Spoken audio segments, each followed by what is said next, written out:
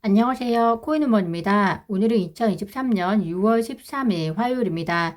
구독과 좋아요, 알림 설정 정중히 부탁드리며 오늘 영상 시작하겠습니다.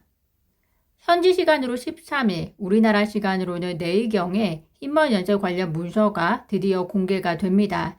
힘먼 문서 공개 단지 일주일 앞두고서 SEC의 행보는 거의 근거 없는 폭동이나 다름없는 수준이었는데요. 리플사의 초기 투자자이자 현재 리플사의 최대 주주인 SBI 그룹 회장이 공개 연설을 통해서 리플의 소송 종료 임박과 함께 XRP의 가격 폭등을 예고한 것은 힘먼 연설 공개를 앞두고 SEC의 게리 겐슬러의 불편한 심기를 한 차례 더 돋구지 않았을까 생각이 듭니다. SBI 그룹 회장은 12일 대중 공개 연설에서 리플의 소송은 몇 주 내 종료될 것이며 리플은 코인으로 분류될 것이다. 그렇게 된다면 리플은 매우 비싼 가격을 기록할 것이다. 라고 강조하는 한편 리플의 소송 승리는 리플의 세계적인 채택을 만들 것이고 이는 암호화폐의 본격적인 제도권 진입을 뜻하는 일이 될 것이다. 또한 결론이 승소로 끝날 경우 리플사의 경영진은 즉시 IPO를 진행할 것이다. 라고 이야기를 했는데요. 현재 일본이나 SBI 그룹이 사업을 확장하고 있는 동남아시아 경우는 리플의 기술과 그리고 XRP 채택이 이미 이루어지고 있지만 미국과 같은 큰 시장에서의 불확실성 제거는 결국에는 리플에게는 더 큰 기회와 그리고 다른 나라로 더 빠르게 확장할 수 있는 중요한 레퍼런스로 작용할 거라는 생각이 듭니다.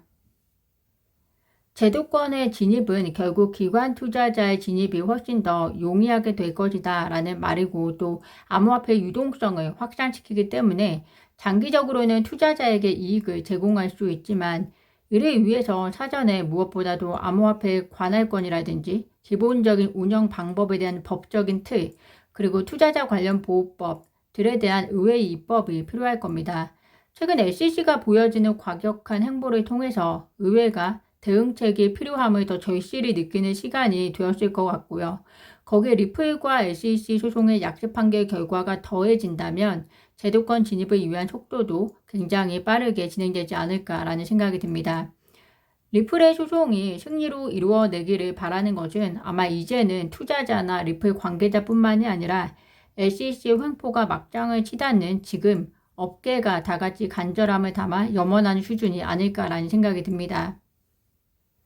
리플 CEO 브래드 갈링하우스 역시 소송의 자신감을 밝혔다는 소식입니다.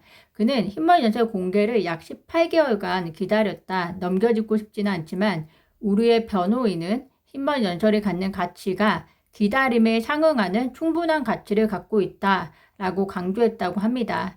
내일 대중에게 공개되는 힘먼 연설의 후폭풍이 어떻게 시장에 영향력을 제공할지는 조심스럽게 함께 지켜봐 주시면 좋을 것 같습니다.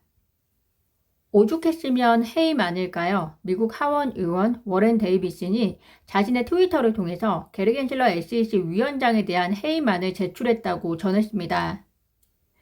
이번 해임안은 SEC 안정화법 제정에 포함된 내용 중의 하나로서 SEC가 제대로 된 역할을 하기 위해서는 겐슬러 위원장의 해임이 절실하다는 것을 이야기한 것으로 해석이 되어지는데요. 워렌 데이비슨에 의하면 미국 자본시장은 포괄적 위원장으로부터 보호되어야 한다. 나는 권력 남용을 해결하고 앞으로 수년간 시장에 가장 이익이 될 것을 보호하기 위해서 해당 법안을 제출했다면서 해임안의 이유를 밝혔습니다. 물론 해임안이 제출되었다고 해서 해임이 성사되느냐 또 그럴 가능성이 높느냐라고 물으신다면 개인적으로는 또 그렇게 볼 수 없다라고 생각이 되어지는 것이 하원과 상원의 충분한 동의가 필요한 시점에서 정권이 바뀌지 않는 한 바이든 정부가 겐슬러의 해임안에 대해서 그렇게 편안하게 동의하지 않을 것으로 생각이 되기 때문에 어떻게 보면 겐슬러에 대한 공화당의 선호도가 어떤지에 대해서 의사표명을 굉장히 강력하게 한 것으로 그치지 않을까라는 생각이 들기도 합니다. 비록 현재 정권에서는 어쩔 수 없지만 다음 정권에서는 암호화폐 시장이 다시금 힘을 얻을 수 있을 것이다 라는 기대가 있다 라는 취지의 발언을 코인베이스 CEO가 던졌는데요.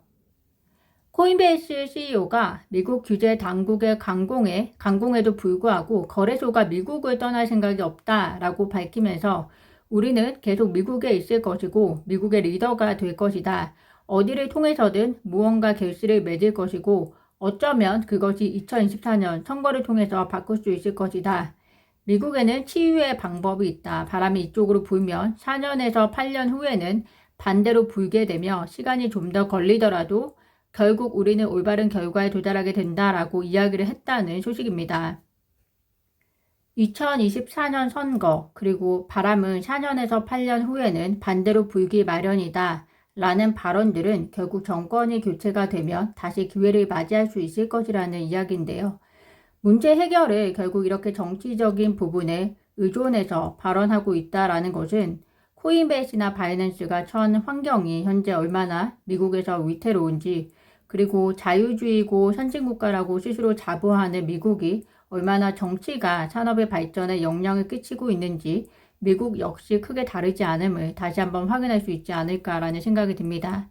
새로운 분위기가 조성될 때까지 그 시간을 어떻게 견뎌낼지 리플의 스토리 다음으로 코인베이스의 스토리가 시작이 될 것 같습니다.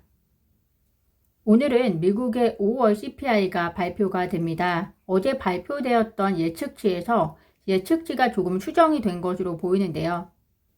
소비자 물가 지수의 경우에는 전년 동기 대비해서는 4.1% 상승, 근원 소비자 물가 지수의 경우에는 전년 동기 대비 5.3% 상승 예측치를 보여주고 있습니다.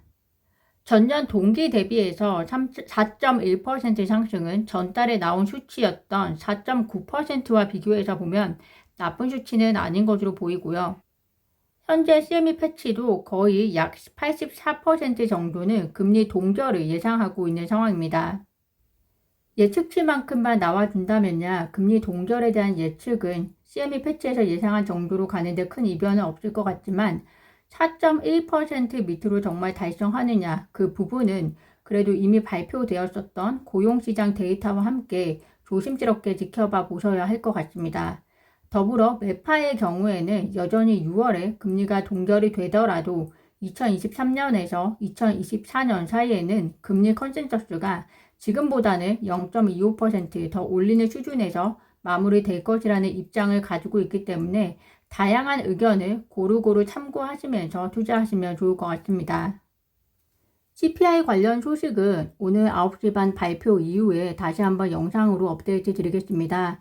오늘 제가 준비한 영상은 여기까지입니다. 오늘도 영상 시청 진심으로 감사드리고요. 구독과 좋아요, 알림 설정은 코인우먼에게 큰 힘이 됩니다. 감사합니다.